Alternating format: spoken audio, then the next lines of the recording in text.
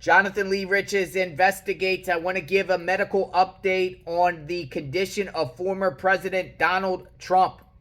Dr. Ronnie Jackson, this gentleman right here, congressman, who was Donald Trump's former physician, speaks, and he just gave out a statement on the condition of Donald Trump and what transpired that day after he was shot 1 week ago at a rally in Butler, Pennsylvania. I'm going to give an update right here, what he said in this statement. I transcribed this to audio voice. Here it is. Update on the health of President Donald J. Trump.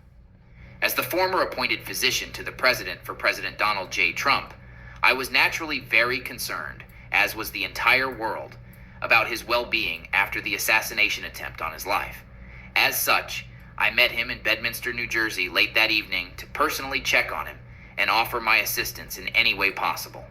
I have been with President Trump since that time, and I have evaluated and treated his wound daily. He is doing well. As reported and witnessed by the entire world, he sustained a gunshot wound to the right ear from a high-powered rifle used by the would-be assassin. The bullet passed, coming less than 1/4 of an inch from entering his head, and struck the top of his right ear.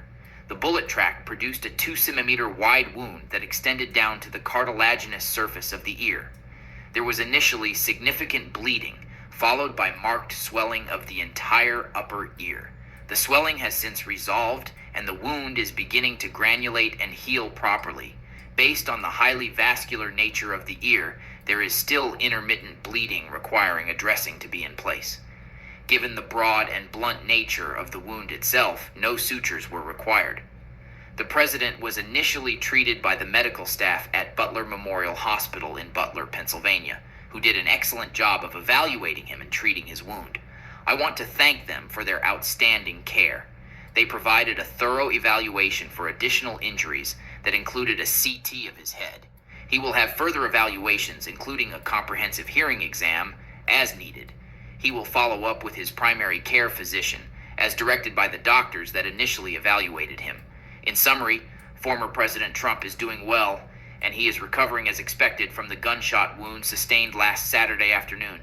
I am extremely thankful his life was spared. It is an absolute miracle he wasn't killed. I am heading to the rally in Grand Rapids, Michigan with President Trump now, and I will remain at his side throughout the weekend to provide any medical assistance he needs.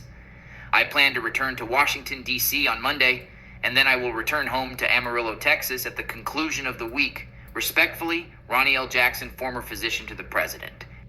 Okay, so that was from Ronnie Jackson. Ronnie Jackson is a congressman from Texas, and he said he has been at his side.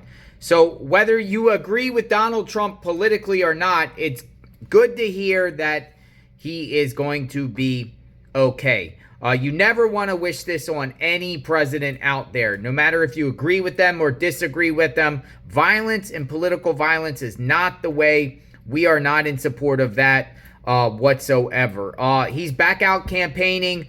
We cover true crime. This is not a politic channel. I just want to make that perfectly clear on JLR Investigates, but we are covering this case because I do consider this the crime of our lifetime. And we still don't know much about this guy here and what transpired that day, right? Speaking of medical conditions, it's been reported out there that this individual might have been on some psych drugs. So we're going to look into that. We're going to dig deeper into this guy right here on why he obtained a weapon from his father, an AR-15 rifle, and traveled from his Bethel Park home south of Pittsburgh, an hour north to Butler, Pennsylvania, to shoot at the president and shoot at others, right?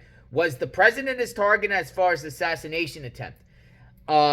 You know, a lot of people are saying this could have just been a mass shooting and he just wanted to commit a mass shooting and Donald Trump was an opportunity while he was there. So it's still unclear. There's still a lot of unanswered questions about this whole scenario here. But as we understand more and more information comes out, we will definitely share information with all of you on JLR Investigates. This is like a depot of information. This channel here, hit that sub button because you will see updates, you'll see witnesses, you'll see police statements, and anything and everything centered around this tragedy. We were there since day one, and we will continue to report. Subscribe to my channel, hit the notification button. JLR investigates. We will talk soon. Stay tuned.